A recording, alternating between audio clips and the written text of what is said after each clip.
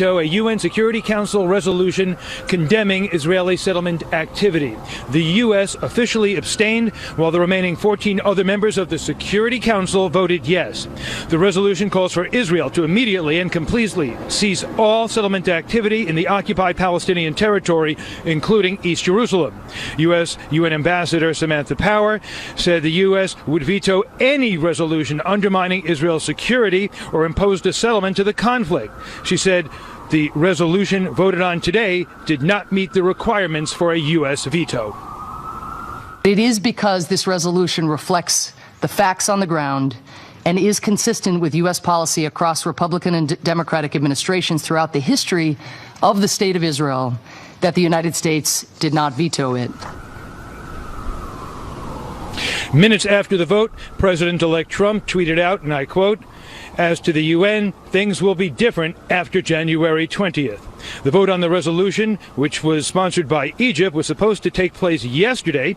Mr. Trump called for a veto at that time, and soon thereafter, Egypt took the resolution off the table. This morning, other countries put it back in play. Many Israelis were angry and disappointed, but not surprised by the U.S. vote. Relations between President Obama and Israeli Prime Minister Benjamin Netanyahu have been strained, and there has been growing speculation about some type of Obama December surprise." Meanwhile, Republican Senators John McCain and Lindsey Graham expressed outrage at the UN vote. And on the other side of the aisle, New York Democrat Chuck Schumer joined the chorus of criticism, saying, and I quote, "It is extremely frustrating, disappointing, and confounding that the administration has failed to veto this resolution." Israeli reaction has also been very harsh. The office of the Israeli Prime Minister, Benjamin Netanyahu, said Israel rejects this shameful anti-Israeli resolution and will not abide by it. The statement went on to say that Israel looks forward to working with President Trump and the future U.S. Congress. Shannon? David Lee Miller live at the UN. Thank you. Reaction to President Obama's move has been harsh, and not just from Republicans. And the White House moved quickly to explain why it did what it did. Correspondent Kevin Corke is traveling with President Obama in Hawaii and reports from Honolulu. Hello, Kevin. Yeah, you're right on the money, Shannon. The president made this decision by himself, but not after close consultation with key members of his inner circle, including Vice President Joe Biden, Secretary of State John Kerry, National Security Advisor Susan Rice, and UN Ambassador Samantha Power. It's also important to point out what Deputy National Security Advisor Ben Rhodes had to say about this today. He said, listen, the abstention vote was preferred because the UN hasn't exactly been impartial on this issue. When it comes to final status issues, we believe that those should be negotiated between the parties. Rhodes repeating the assertion that the president's done more for Israel's security than any other U.S. president, noting the $38 billion military aid package signed very recently. But when asked whether he thought Israeli Prime Minister Benjamin Netanyahu was committed to peace, Rhodes sounded a bit skeptical. And at a certain point, the words and the actions become irreconcilable. And that's what we're concerned about. Meanwhile, Secretary of State John Kerry said today the United States acted with one primary objective in mind: to preserve the possibility of the two-state solution. He went on to add, while we do not agree with every aspect of this resolution, it rightly condemns the violence and incitement and settlement activity and calls on both sides to take constructive steps to reverse current trends and advance the prospects for a two-state solution. Not all that we're going to hear on this subject, obviously, Shannon, as the administration tries to thread the diplomatic needle on this one. Shannon? All right, Kevin. Also, we know the president signed into law the National Defense Authorization Act today, but not without a little bit of controversy, right? Yeah, that's right. The NDAA has always been complicated because it comes with some strings attached. I can tell you right now that it does include $3.2 billion in military spending. And that includes, by the way, and this is important for a lot of our viewers, some 2% increase, a little bit more than 2% increase in salary and in pay and compensation for U.S. service personnel. That's important. But as you pointed out, it certainly comes with a few strings attached and some specific restrictions. Most notably, it also sort of handcuffs the president in his effort to try to close the facility at Guantanamo Bay. It also adds new restrictions on transfers related to Leave and Gitmo. So we'll watch carefully how that all plays out. Shannon, back to you. All right, Kevin Quirk traveling with the president in Hawaii. Thank you, Kevin. All right, let's talk more about the UN vote and the U.S. decision. Danny Danon is the Israeli ambassador to the UN. He joins us now live from New York. Mr. Ambassador, welcome to Special Report. Good evening, Shannon. Your reaction to today's vote? We are disappointed. We have heard President Obama himself coming to the UN and saying that the only way to promote peace in the Middle East is through direct negotiations and not to adopt resolutions of the Security Council. And we ask ourselves, what happened today? What changed? Why the U.S. abandoned Israel and allowed a shameful resolution to pass at the Security Council right at the transition period? Republican Senator Tom Cotton out of Arkansas had this to say. He said President Obama is personally responsible for this anti-Israel resolution. His diplomats secretly coordinated the vote, yet he doesn't even have the courage of his own convictions to vote for it. Do you think the president, or the accusations are also out there, that Secretary Kerry actually pushed this resolution? Do you think their fingerprints are on it? In the last 8 years, we always heard from the administration that they will support constructive steps to promote peace in the Middle East. And there is nothing constructive about this resolution. So when you look at what the Palestinians will do now, they will not come back to the negotiation table. They will continue to come back to the UN, asking for more resolutions regarding the peace process. I think the people in the White House are aware that it is not constructive, it is not helpful. I don't know why they changed the policy of the US, a long-standing policy of standing with Israel and not supporting the enemies of Israel at the UN. I want to play a little bit of sound from a senior Palestinian official, Saeb Erekat, their reaction on what just happened today at the UN, and then get yours. This is a day where the international community have utterly rejected the settlement activities, the policies of dictation, the policies of apartheid being employed by the current Israeli government. I hope this message is a clear-cut message to the Israeli people to reach out, to achieve peace, and to understand that the way to security and peace for all of us is through ending the Israeli occupation, ending the settlement activities. Does this take you one step closer to achieving peace or some two-state solution, Ambassador? Absolutely not. I have heard also the Hamas celebrating the great victory, but it's an empty victory. We know that the only way to move forward is through direct negotiations. We actually did it in the past with Egypt, with Jordan, but for the Palestinians, it's easier for them to come here, to pass resolutions, and to continue with the incitement and violence in the Middle East.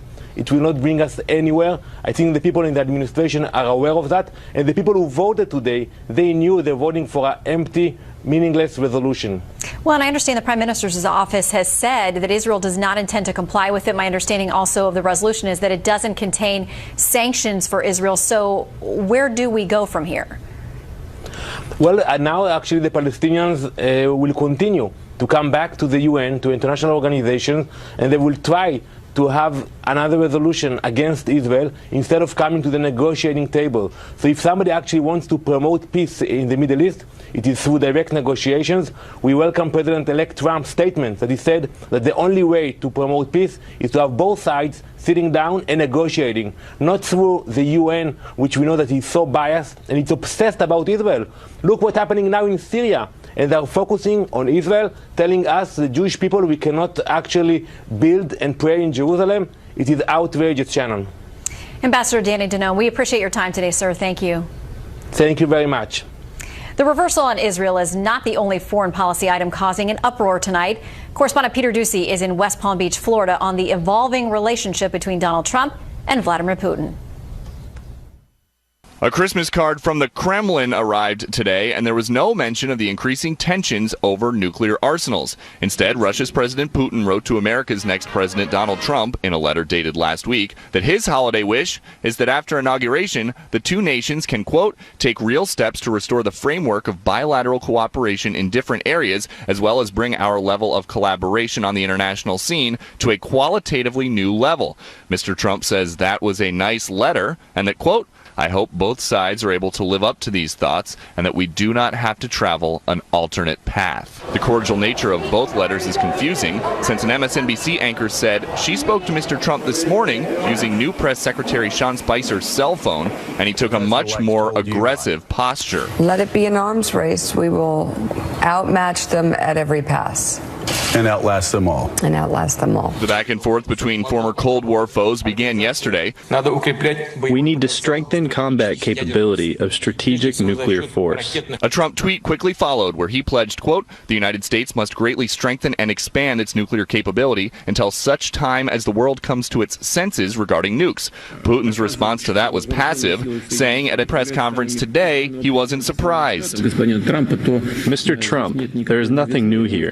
During his election campaign, he has spoken about the need to strengthen U.S. nuclear capabilities. Just days before Christmas, Eric Trump has announced he won't be fundraising for his foundation because he doesn't want people donating just to get to his dad. Eric tells the New York Times, quote, as unfortunate as it is, I understand the quagmire. You do a good thing that backfires. Now, his dad is weighing in, tweeting, quote, my wonderful son Eric will no longer be allowed to raise money for children with cancer because of a possible conflict of interest with my presidency. Isn't that a ridiculous shame? He loves these kids, has raised millions of dollars for them, and now must stop. Wrong answer. And just yesterday, counselor to the president, Kellyanne Conway, warned what would happen if the Eric Trump Foundation was targeted. These folks are trying to help people in need, and those people are going to suffer now because folks are pointing out what they think to be improprieties.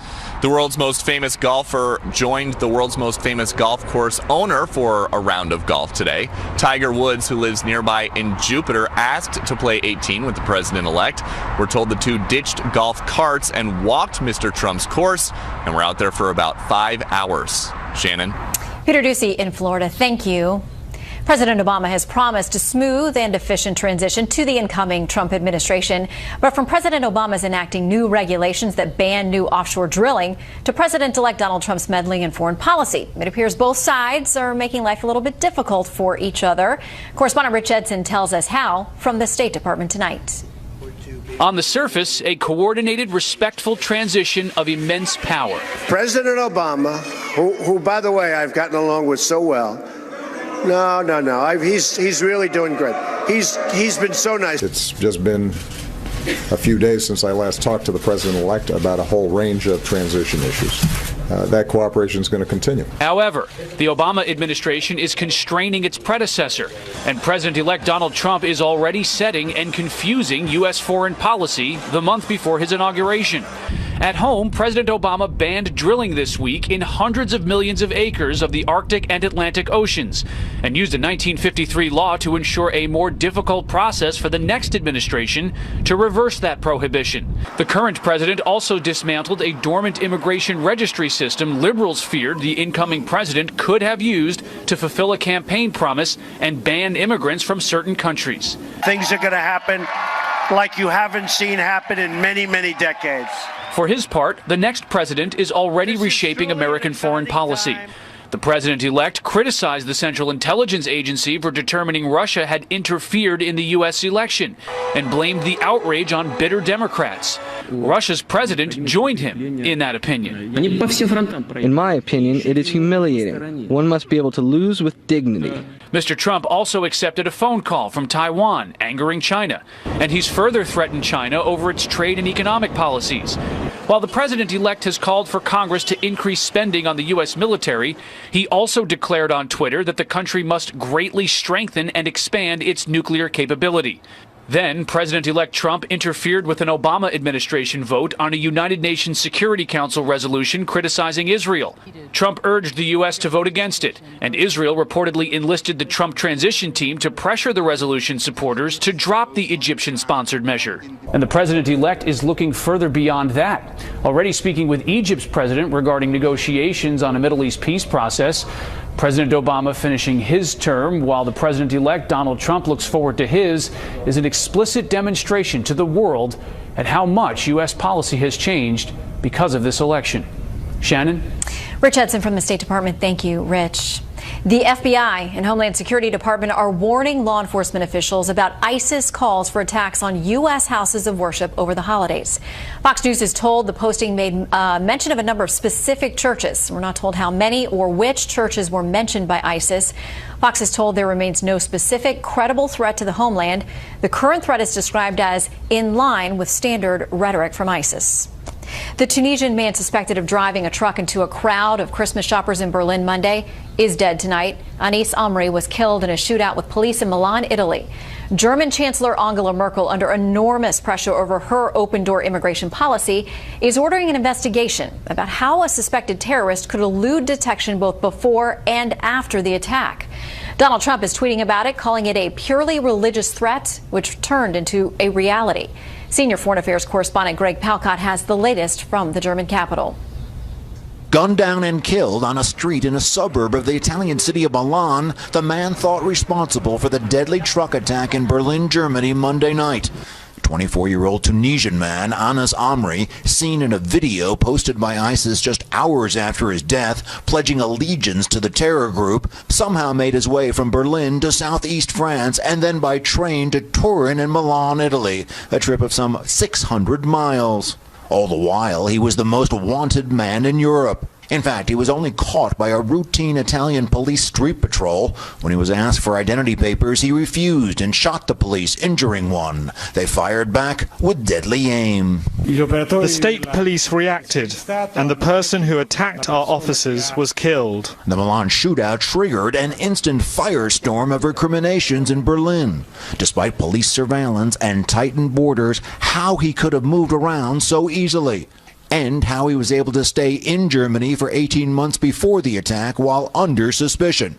And did he act alone? It is very important to determine whether there was a network of helpers, a network of supporters in planning and executing this deed, and the suspect's escape. Also very much still under fire, German Chancellor Angela Merkel, as more reports indicate that Amri could have taken advantage of the huge influx of refugees to Germany in 2015. And with the immigration system swapped, he was able to act at will. We can be relieved at the end of this week that one acute threat has ended, but the general threat of terrorism continues. Relief and fear echoed on the streets of Berlin today. He can be there, or there, and now... now he's caught. Now he's dead. Yeah. It's a relief because there's no more danger, but I don't think it stops there.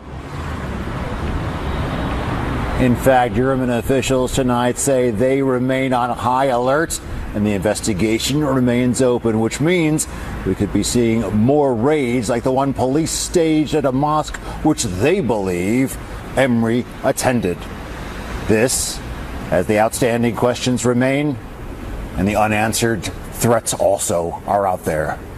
And that's why the people here won't have a restful holiday period. Back to you, Shannon. Greg, thank you very much.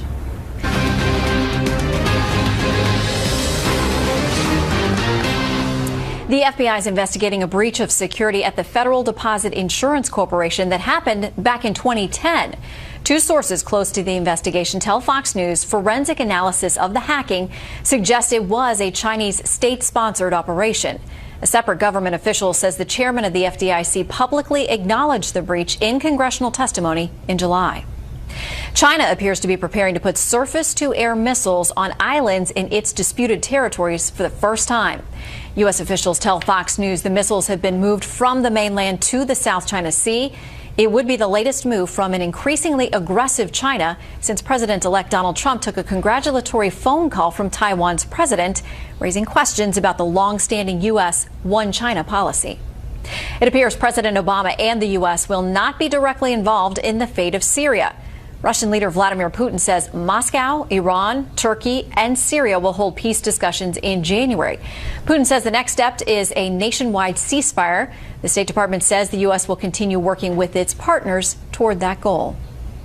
Movie star Carrie Fisher is in critical condition tonight after what's being described as a cardiac episode on an airplane flight from London to Los Angeles. She was rushed to the hospital upon landing. The 60-year-old Fisher is best known for portraying Princess Leia in the Star Wars movies alongside Harrison Ford.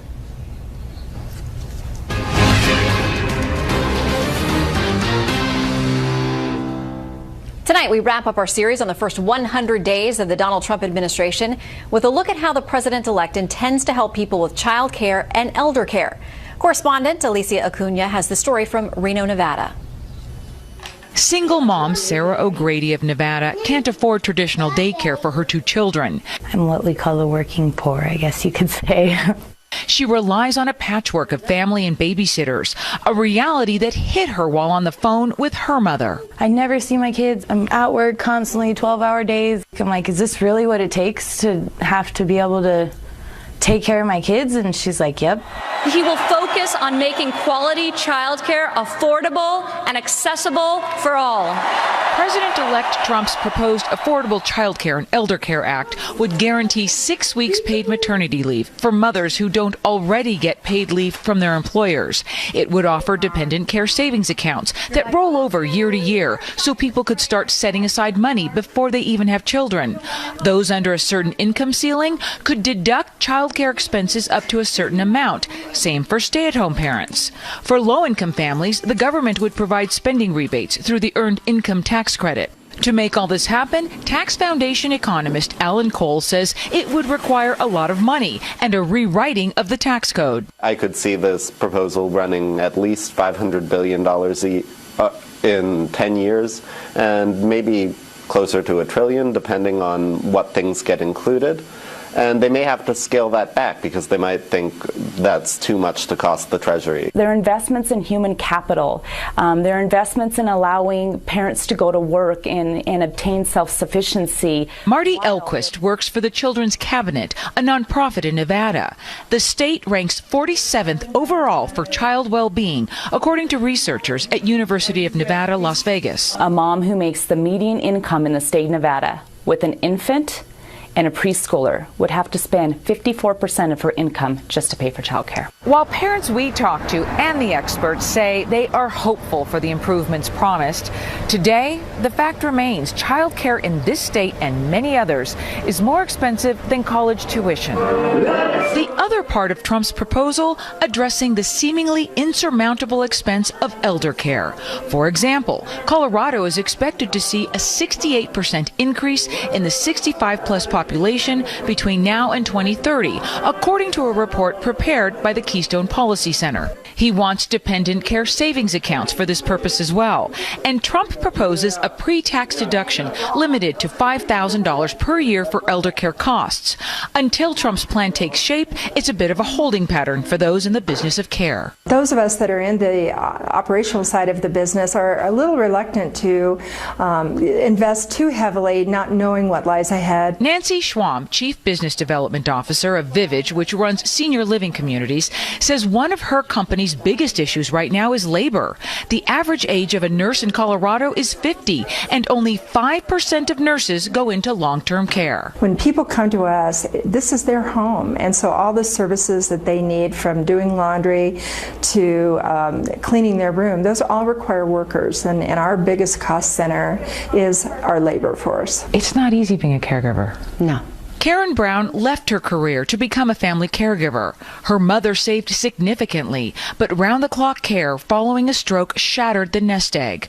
Now, assisted care runs them $85,000 a year. But I can say if my family situation is any clue, the challenges we had were around two issues: money and caregivers. Brown now makes the issue of elder care her mission, something she feels Americans need to consider earlier in life. You always hear that phrase, it takes a village to raise a child, to care for, to love, to nurture them through those early years.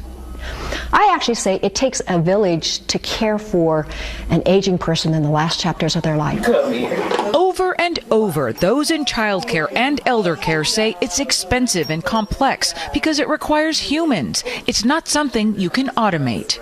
In Denver, Alicia Acuna, Fox News.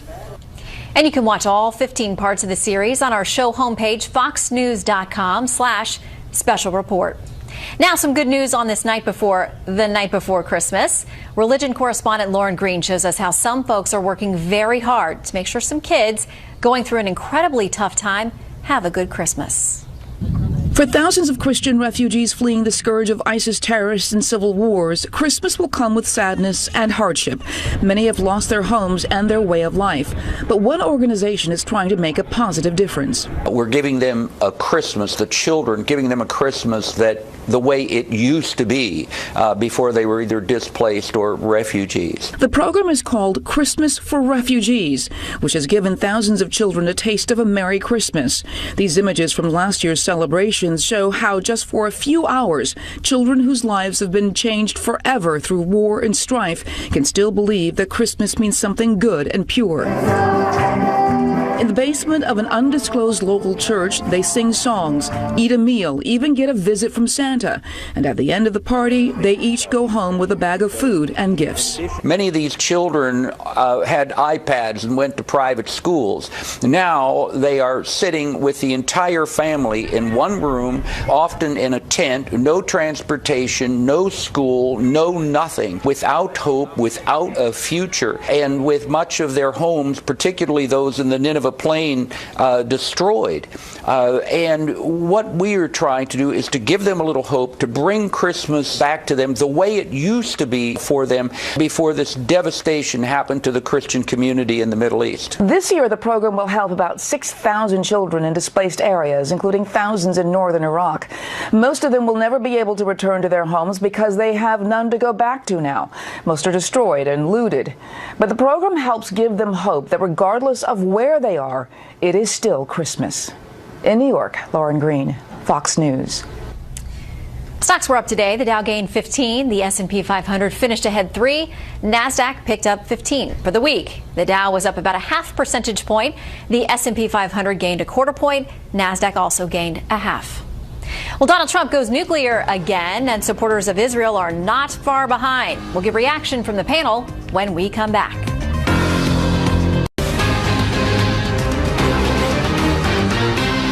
Our vote today does not in any way diminish the United States' steadfast and unparalleled commitment to the security of Israel, the only democracy in the Middle East. We would not have let this resolution pass had it not also addressed counterproductive actions by the Palestinians. That is our ambassador to the UN, Samantha Power, today after the abstention from the vote. Let's bring in our panel, Jonah Goldberg, senior editor at National Review, Molly Hemingway, senior editor at The Federalist, Charles Lane, opinion writer for The Washington Post, and syndicated columnist Charles Krauthammer. And to anyone who thought it was going to be a quiet holiday week of news, it's definitely not been the case. Jonah, what do you make of this? Because what Ambassador Power said is this doesn't diminish the U.S. Steadfast and unparalleled commitment to the security of Israel. That's not how Israel's interpreting this. That's not how basically any observer is interpreting this. This is like me punching someone in the face. It's me saying I'm not punching you in the face. Of course, this diminishes America's steadfast support for Israel. What I think is the most remarkable thing about this is that this is to no productive end. We've spent 8 years listening to a lot of supporters of Israel, a lot of liberal Jewish supporters of Israel insist that Barack Obama is unparalleled in his support for Israel.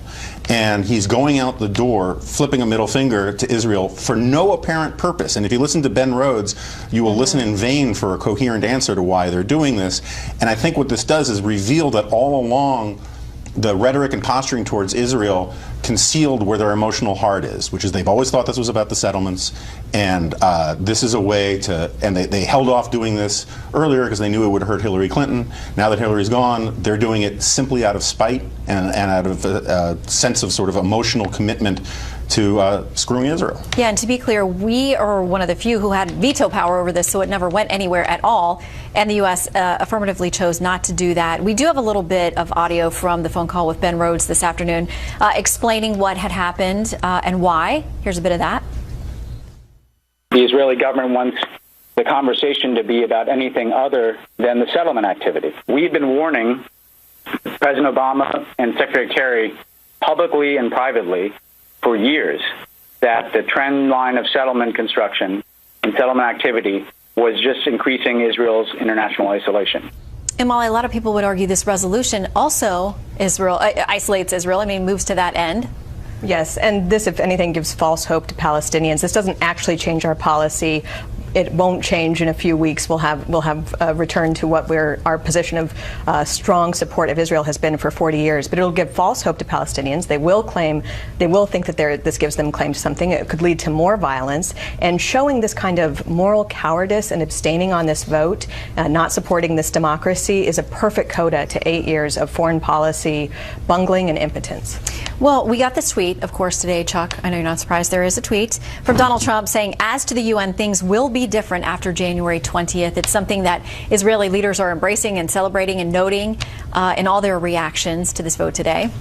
Well, yeah, I mean, just to pick up on a couple of the points, this does change something real. It changes international law. Security Council resolutions are international law, and that's a tremendous weapon now in diplomacy that the Palestinians can wield. But apparently, my understanding, unless I'm getting this wrong, is that there are no sanctions that would be imposed on Israel. No, but the declaration of what's legal and illegal in the name of the Security Council is extremely important for propaganda purposes, for legitimizing people who might try to make private sanctions like the boycott, divest also movement. The International Criminal Court can play into this too. But just to pick up on the point about what I think is fascinating in terms of the domestic politics of this, just as you said, the Israelis are now kind of openly placing their hopes in a Republican president coming in and crying betrayal at a Democratic president. We have come a long way in this country from the time when support for Israel was a bipartisan, almost unquestioned bipartisan thing.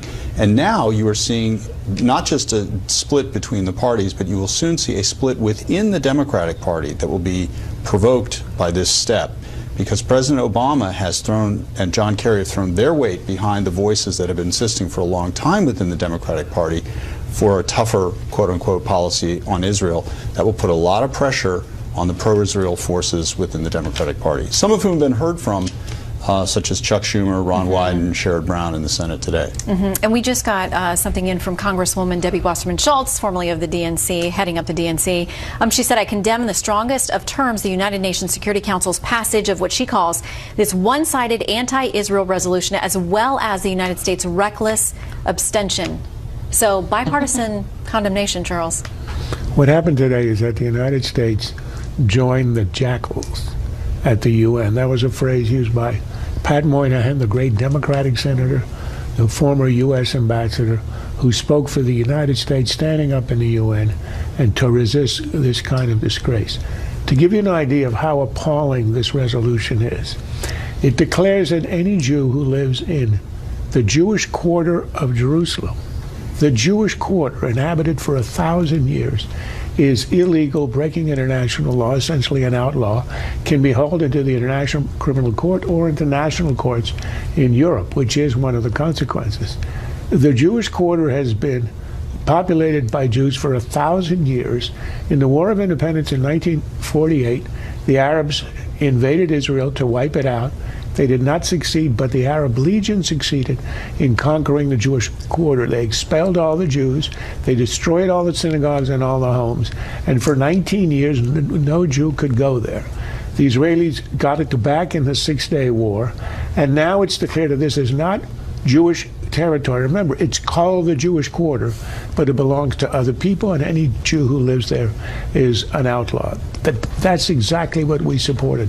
The resolution is explicit in saying settlements in the occupied territories and in East Jerusalem. It does. But what my question is, why now? I mean, the Obama administration is about to leave. And yes, because he didn't. Yeah. Well, but there's been this very tenuous public cooperation between Obama and Netanyahu, although we always hear behind the scenes they don't like each other personally, or that there are issues that they disagree on. But publicly, they've stayed united. So why now, with 3.5 weeks to go, do you blow that up? In 2012, running for re-election, Obama spoke at the meeting of AIPAC, the big Jewish lobby, and he said, is there any doubt that I have Israel's back? That's why he didn't want to do it while he was in office. That's why he didn't want to do it in 2016, so it would injure Hillary and show to particularly American Jews who tend to be Democratic that it was all a farce. He does it on the way out, and that's part of why it's so disgraceful. He hid it until there'd be no consequence, and now he's out the door and the damage is done for years. That resolution cannot be undone. Well, let me bring up a real quick point, and then Joan, I want to get to you. I talked with Senator Graham today, who chairs the subcommittee that controls UN funding, and he was, talking very tough about he's going to do everything he can to block their funding unless this is rolled back or use it as some kind of leverage. Yeah, I think that points to an important dynamic. This is going to set off a war between Congress and the United Nations that's going to have ramifications for a long time to come. But I also say there's a bizarre irony to this, in that everyone tells us that Bibi Netanyahu and Barack Obama don't like each other. This is a gift to Bibi Netanyahu. It's terrible for Israel. But what this does is it allows Bibi Netanyahu to say persuasively, even to his domestic critics, look, I've been telling you for 8 years, I haven't ruined the relationship with America. It's all because of Obama. And now Obama shows his true colors, and Bibi can say, look, I was right. Well, and he'll have some backing now and help from Senator Graham and others. I mean, what do we make of this accusation by Senator Tom Cotton and others who have said to me, and probably to some of you too, that this was specifically orchestrated by President Obama and John Kerry? Well, the Israelis have been saying that for some time, and they say this is all done behind their back, et cetera, et cetera. But our own lawmakers accusing the White House of doing it. I'm not sure Tom Cotton was privy to all these conversations. I'm sure he's been briefed by sources in Israel who've been telling that to everyone. I must say I'm struck by the disconnect here. Look what's going on in the Middle East. 500,000 people have been slaughtered in Syria. You have war all over Yemen. Iran is pursuing a nuclear weapon. And the issue that the United Nations Security Council is focused on here a couple days before Christmas and Hanukkah is this. Is Jews living in the Jewish quarter. It tells you how perverse the UN is and why it's time we cut the cord and stop giving them any money. Yeah, we'll see if Senator Graham gets his way. That's what's going to happen. All right, next up, our panelists' naughty and nice list this year. You may have to make some last-minute changes based on this conversation.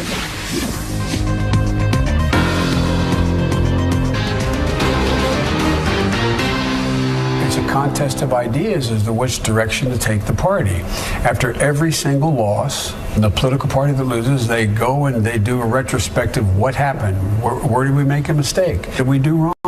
That debate is going to ensue. Vice President Biden reflecting on our most recent election. Our panel is back with us now. Molly, I'll start with you. He also said in an LA Times interview about losing the election, these are people I grew up with. They're kids. They're not racist. They're not sexist, but we didn't talk to them.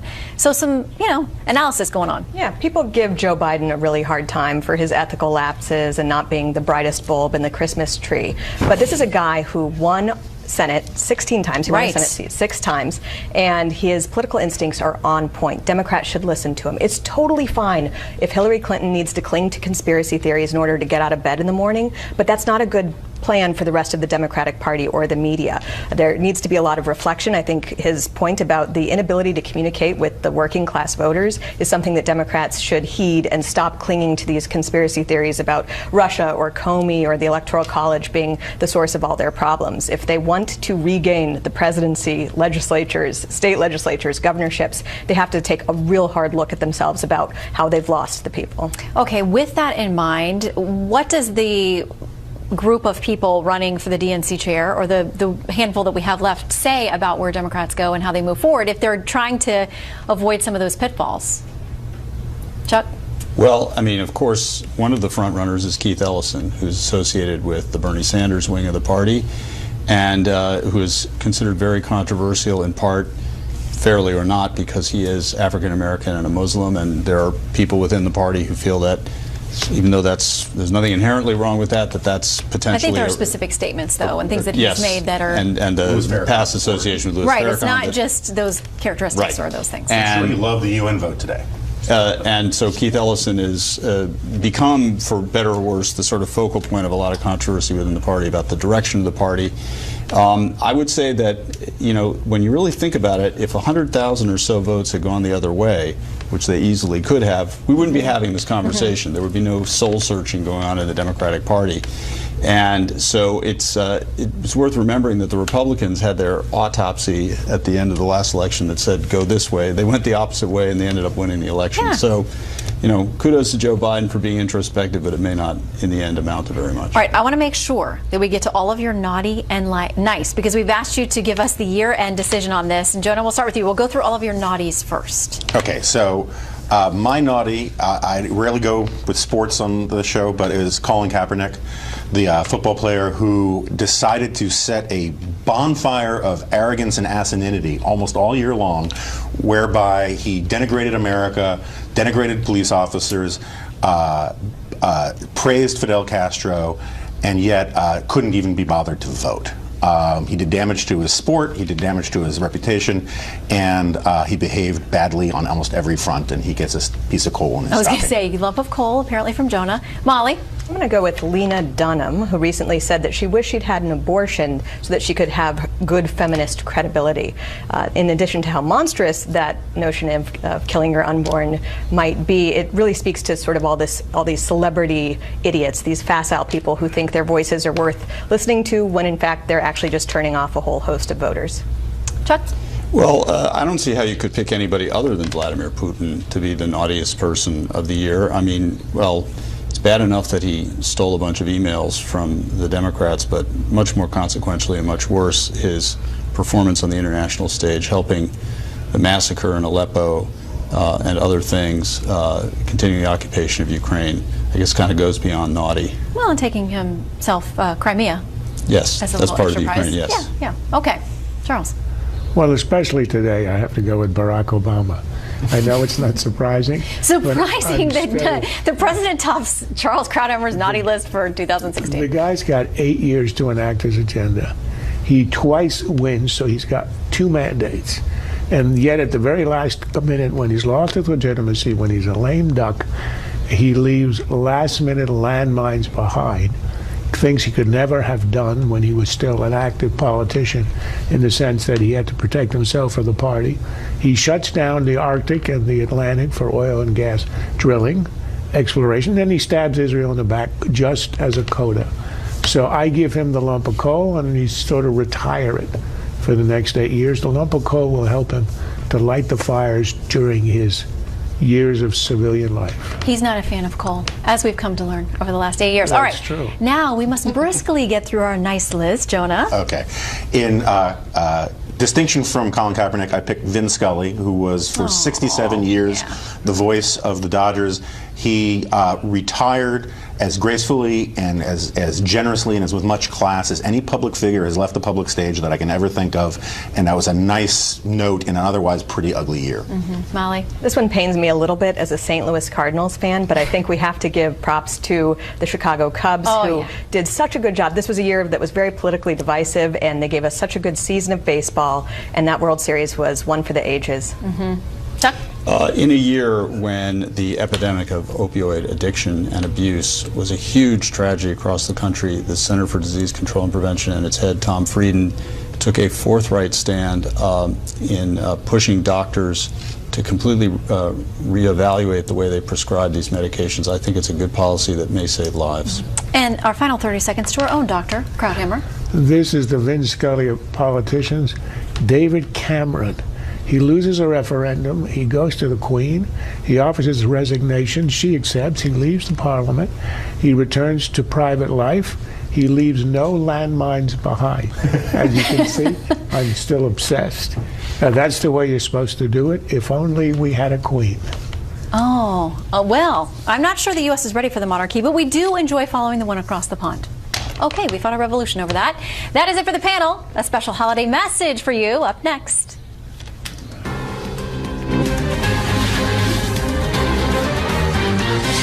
Finally tonight, Bret Baier may be off for the holidays, but he did not leave without first wishing you a very happy holiday. Check it out. Hi, everybody. Merry Christmas. The Bears are coming to you again. We have been doing this, Paul, Amy, and Daniel, since I took over Special Report. Believe it or not, January 5th will be 8 years, and there has been an evolution of this family. Paul and Daniel and my wife, Amy. Merry Christmas, everybody. Happy New Year. We wish you a Merry Christmas. We do, very forcefully. We are excited for the holidays, very excited for Christmas, and we're going to get through it how? Fair, balanced, and unafraid. That's good. So we look a little different, but we do want to give you a holiday message.